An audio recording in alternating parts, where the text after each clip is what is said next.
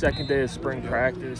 How do you feel like it's going as the offense coordinator? Yeah, I mean, we're asking the guys to do a lot. We got a lot of installed in, and we're a work in progress, like probably all the other teams starting spring practice. So a lot to work on. The kids have a good attitude. They're trying hard.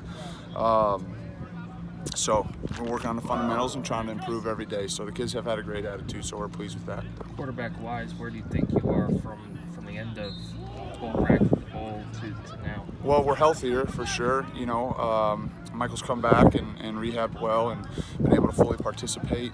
Jack's that much older, and then Dexter just getting here. Obviously, he's figuring it out every period at a time. So, same like all the other positions, we're just really focused on getting better. We got a lot of work to do, and but those guys, like the rest of the guys, have had a good attitude and are looking forward to that. Just for yourself, what's different about preparing for this spring now that you're in a different role? Well, just the organization and the communication. Obviously, if something, you're responsible for that. So, coaching's coaching. Once you get on the turf and on the grass, I mean, that's pretty natural. But it's all the other stuff. But I'm fortunate. We have a great staff. They're super helpful, total professionals, tireless workers. They care about the players. I mean, great teachers, you name it. So they've made my job as easy as possible. So I'm really lucky that way. Have you tweaked anything at all, or is it kind of how much have you tweaked it? Well, certainly we're trying to build on what we've done and try to have some familiarity and some similarities for the players. But you're always looking at, every year you look at, things that you could improve on or get better at. Certainly we've identified those areas, rather not share that openly. But, you're trying to see what you did well, how can you continue to do that, and see what maybe some of the weaknesses or some of the things that you can try to tweak to make better. And that's what the staff and myself have done. What are you looking for from Michael? Obviously, you don't want him to get hit. Yeah. Well, I think just leadership, him, continuing to develop and feeling more comfortable and confident in that role, which I think he has taken steps forward. I think that's probably the biggest thing for him. He's going into his third spring, and so even though he's just a third-year player, he's a mid-year enrollee. So I think just his familiarity and comfortability with the rest of his teammates and his ability to lead and communicate, I think, are something that we're pushing him to do, and he's taken that and done a nice job. David Ellis's role, what's he going to have to kind of learn and get used to with this kind of running back?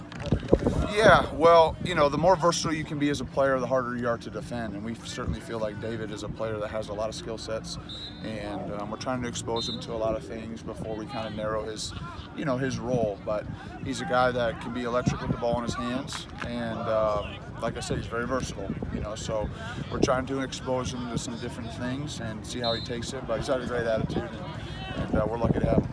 Does he only play running back during camp, all camp, or do some receiver with him as well? We'll see. Like I said, the more versatile you can be, the harder you are to defend. So, we're not going to give away too much as far as how we're going to use him, but he's a guy you like to try to get the ball to, as there are other guys, Wop and Fry and a lot of different guys. So, Stevie, Sampson, etc. So those all guys are guys that we're charged to try to get the ball to. So they make, the coaches look better when they break tackles and make people miss. So David's a part of that, Wop, etc., all those guys. So how we use them, time will tell, but that's our job. In terms of Mike's leadership, what are some of the biggest indicators that you said you feel like he's taken some steps? I think just, he's a little bit more vocal. I think he's just more comfortable.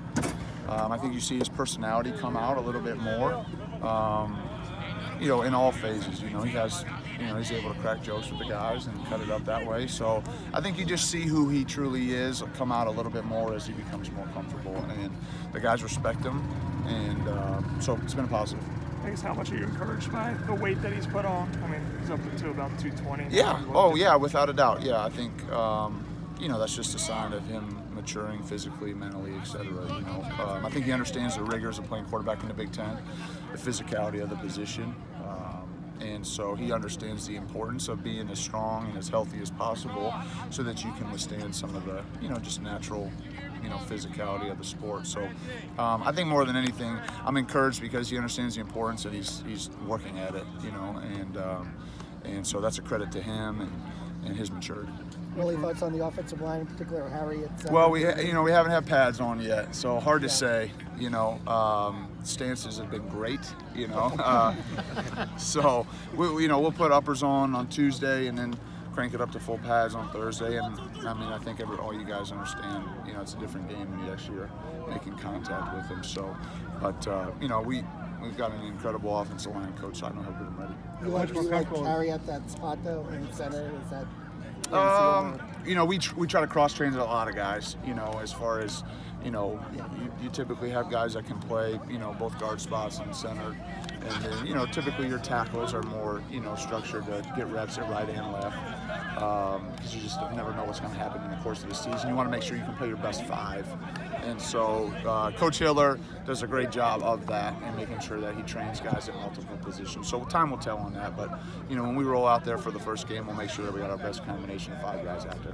And much more comfortable as Jack Tuttle. Nick, Donovan, obviously, they're back on the field. But how much are you expecting guys like Ty and Wap to step up off the field as leaders as well?